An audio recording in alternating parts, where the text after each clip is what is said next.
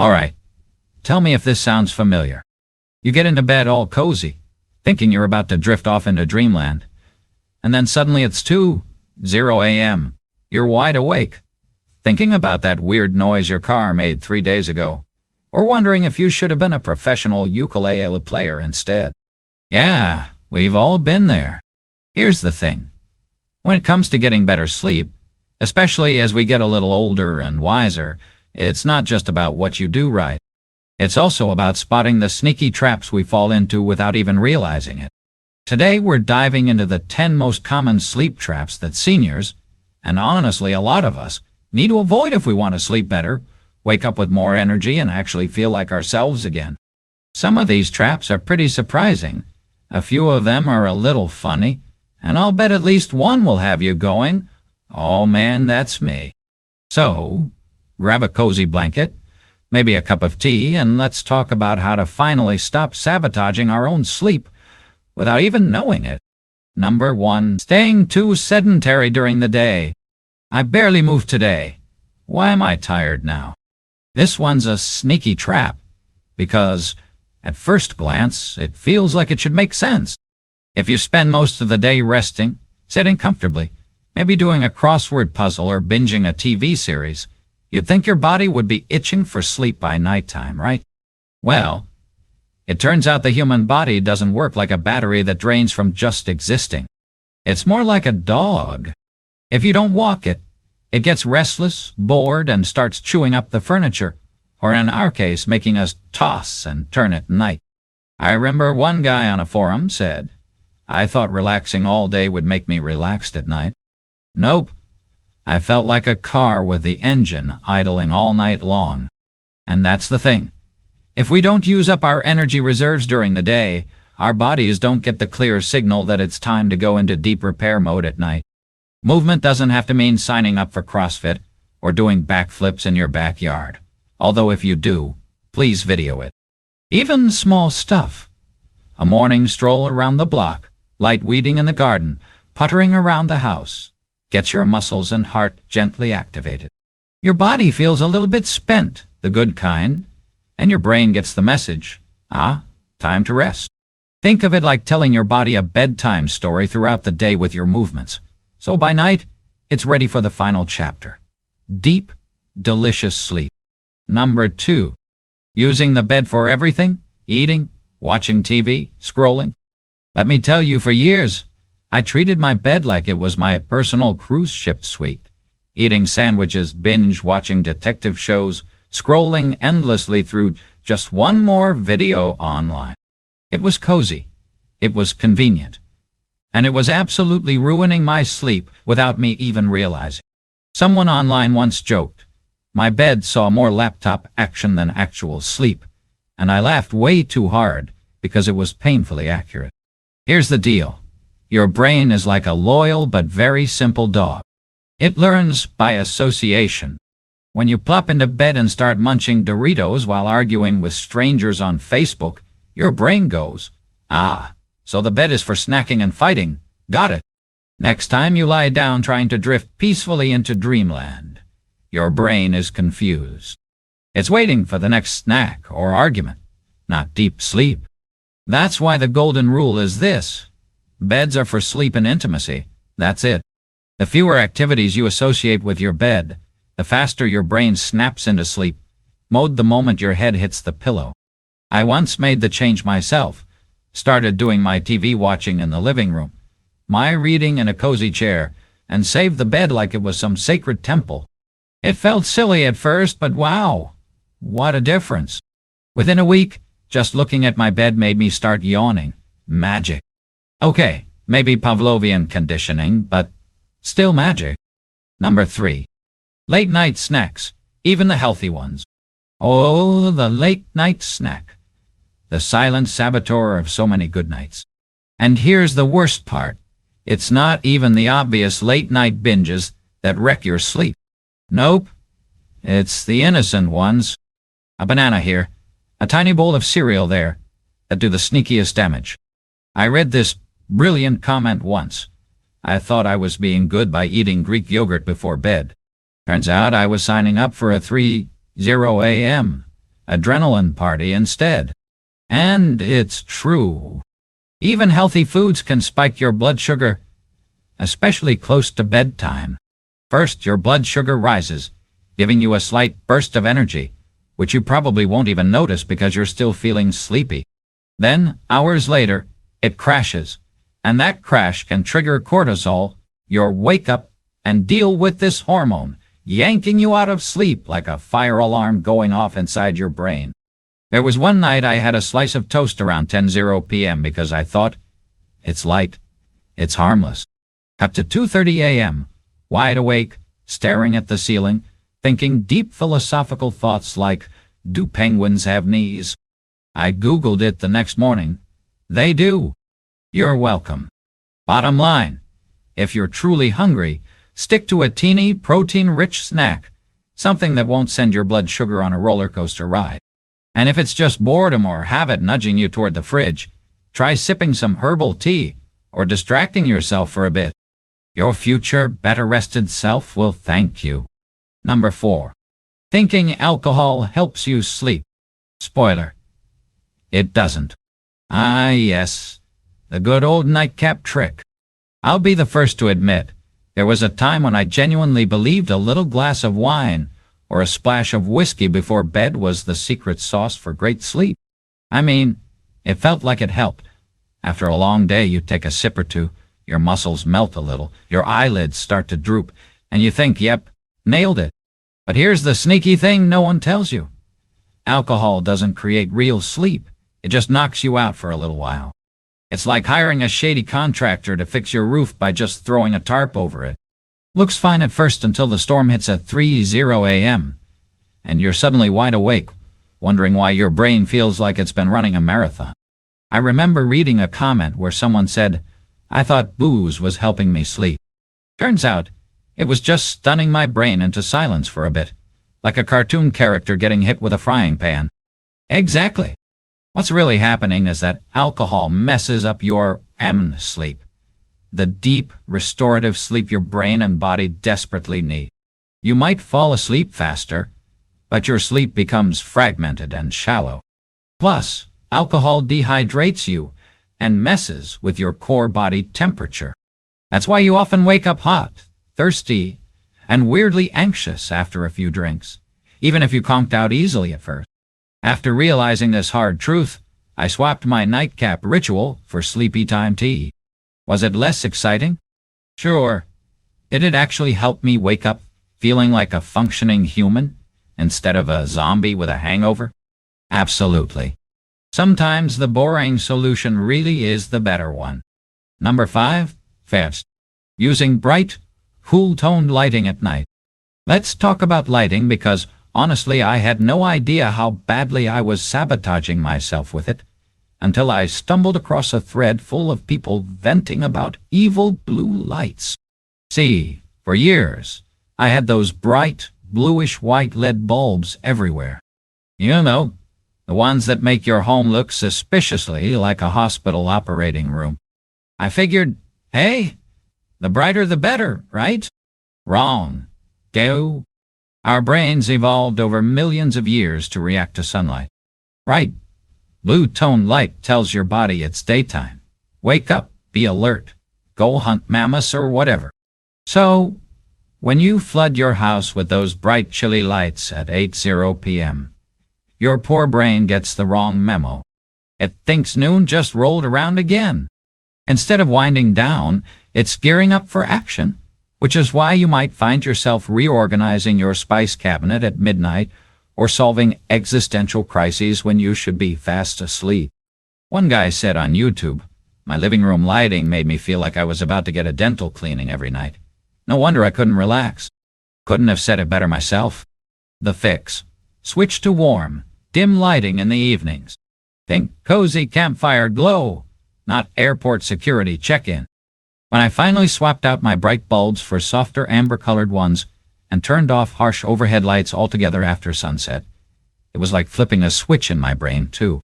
I started yawning naturally around 9:00 p.m. No wine or melatonin needed. It's such a simple change, but wow, it makes a world of difference. Plus, you'll feel like you're living in one of those fancy, soothing home decor magazines. Instant vibe upgrade. Number 6. Believing naps don't matter. It's just a quick one. Now listen, I love naps. I think naps are one of the great underrated pleasures of adult life. But here's where it gets tricky. Not all naps are created equal. There was a time when I would proudly brag, I only napped for a little bit. Then you'd ask how long, and I'd casually say, oh, just 2.5 hours. Oops. It turns out those quick mega naps can absolutely wreck your nighttime sleep. Especially as we get older, our natural sleep drive, that lovely feeling that builds up all day, making you sleepy by bedtime, gets used up by long naps. It's like filling up on bread before dinner. You're not hungry for the main course anymore. One woman shared online, I thought a little snooze after lunch was harmless. Then I started waking up at 3:00 a.m., thinking about my 7th grade science project. Relatable? Painfully so. The sweet spot for napping is about 20 to 30 minutes. Just enough to refresh you without sending your brain into deep sleep territory. And timing matters too. If you nap too late in the afternoon, it's like drinking a giant cup of coffee right before bed. Early, short, and sweet is the magic formula. Once I reined my naps in, setting an actual timer and sticking to it like a stubborn mule, my nights improved like crazy. I had more sleepiness at the right time, slept deeper, and woke up without feeling like I'd been hit by a mental freight train. Naps are great tools, but like wielding a chainsaw, you have to know what you're doing, or you'll make a huge mess. Number 7. Overthinking trying to sleep. Mock-up, performance anxiety for sleep. Have you ever laid down in bed, closed your eyes, and suddenly found yourself turning into some sort of stressed-out sleep coach in your own head? Because, boy, I have. There were nights where I turned sleep into a full-blown competitive sport. Like, if I didn't drift off by a certain time, I'd somehow lose points in some invisible tournament. I'd lie there, stiff as a board, mentally shouting orders. Okay, now sleep. Deep breath. Relax. No. You're not relaxing enough. Faster. And the harder I tried, the more wired I became. It was like trying to fall asleep while riding a unicycle over a pit of snakes. Not exactly the vibe you want when you're aiming for peaceful slumber. I once read this hilarious comment on a forum. Trying to fall asleep is like trying to fall in love with your tax accountant. The more you force it, the creepier it gets. Couldn't have said it better myself. Sleep doesn't respond to force. In fact, the more pressure we put on ourselves to perform sleep, to nail it perfectly, to fall asleep right now, the more our body thinks something is wrong. Stress hormones sneak in, our heart rate ticks up, and suddenly, what should be a cozy drift turns into a mental sprint. I had to learn this the hard way. What finally helped was treating bedtime more like rest time rather than a do-or-die mission. I started telling myself, I'm just lying here to rest. If sleep comes, great. If not, that's fine too. My body still benefits from the rest. Taking the pressure off made all the difference. Instead of clutching sleep like a desperate last cookie at a party, I let it come to me when it was ready. And wouldn't you know it, sleep is a lot like a shy cat. Ignore it, and it curls up right in your lap. Number 8. Keeping a cluttered, chaotic bedroom. It's not messy, it's lived in. I used to defend the state of my bedroom with the fierceness of a trial lawyer. It's not messy, it's lived in, I'd say, as I tiptoed over laundry piles and balanced coffee cups on a stack of mystery novels. But here's the thing.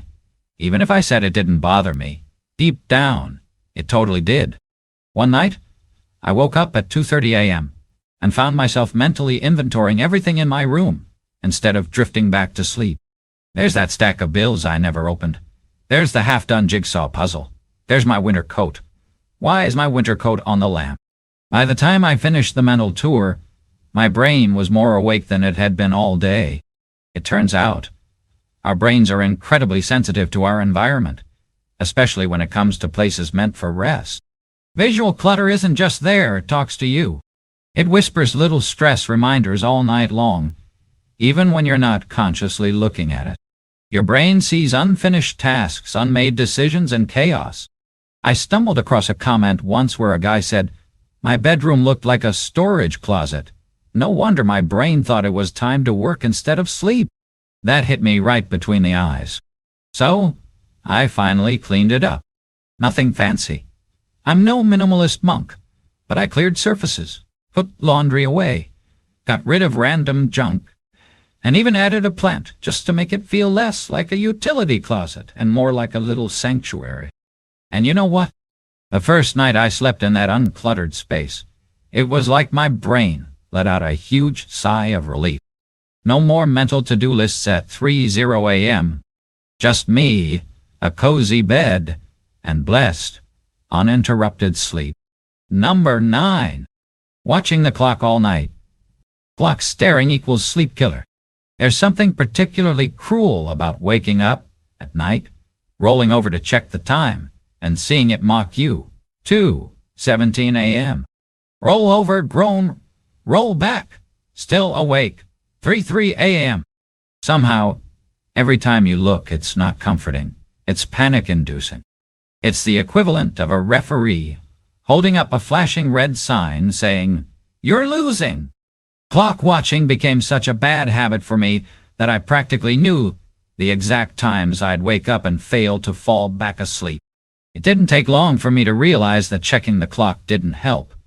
It only loaded me up with anxiety. Instead of thinking, okay, still some time to rest, it was always some awful mental math. If I fall asleep in the next 7 minutes, I can still get 4 hours and 3 minutes of sleep.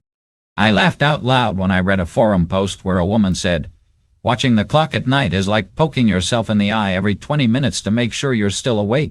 Painfully accurate. At some point, I just said, enough. I turned my clock around. I even got a small piece of black electrical tape and covered the little blinking numbers on my cable box. Out of sight, out of mind. Instead of waking up and checking the time, I just told myself, it's still nighttime. My job is to rest. Even if I didn't fall asleep right away, I stayed calm instead of revving up into a panic spiral. And funny enough, those nights when I had no idea what time it was were often the ones where I fell back asleep fastest. Turns out, sometimes ignorance really is bliss. Number 10. Believing sleep has to be perfect. If I don't get 8 hours, tomorrow's ruined. I used to think if I didn't get a perfect 8 hours of sleep, the next day would be a total disaster. I'd lie in bed, watching the clock, panicking with every minute that slipped by. 7 hours left, 6.5, 6, I'm doomed. Funny thing is, the more I stressed about needing perfect sleep, the worse I actually slept. It turned bedtime into a pressure-packed performance, like I was trying to ace an exam every single night. One person online said it best. Expecting perfect sleep every night is like expecting every dinner to be a 5-star meal. Sometimes it's just a soggy sandwich, and that's okay. And honestly, it's true. What I finally realized, and what I want you to know, is that your body is tougher than you think. A rough night here and there won't ruin you. Sure, it might mean an extra coffee the next morning or a slower pace during the day, but your body knows how to recover. It's the bigger picture that matters. Going to bed around the same time, letting yourself rest, and not flipping out if sleep doesn't go perfectly. Sleep isn't about perfection. It's about consistency, kindness to yourself, and a little bit of trust. And trust me, when you let go of chasing perfect sleep, better sleep comes looking for you. And there you have it. 10 sneaky little traps that might be stealing your sleep and your energy without you even realizing it. The good news? None of this is about being perfect or doing a complete life overhaul. It's really about making a few small shifts, tuning into what your body actually needs, and maybe laughing a little at ourselves along the way because, hey, if we can laugh about turning sleep into a full-contact sport, what can we laugh about, right? Remember, one bad night isn't a failure. A messy room isn't the end of the world. Checking the clock at 3:00 a.m. Yeah, we've all done it, but now we know better. The magic happens when you just give yourself permission to be human, to get a little messy, and to trust that real, restful sleep will find you when you stop chasing it so hard. Thanks for hanging out with me today. If this helped you at all, or even just made you feel a little more normal about your 2:00 a.m. brain adventures, stick around. Go ahead and hit that like button if you found even one tip that made you think, that's me. And subscribe for more. See you next time. And until then, sleep easy, my friend.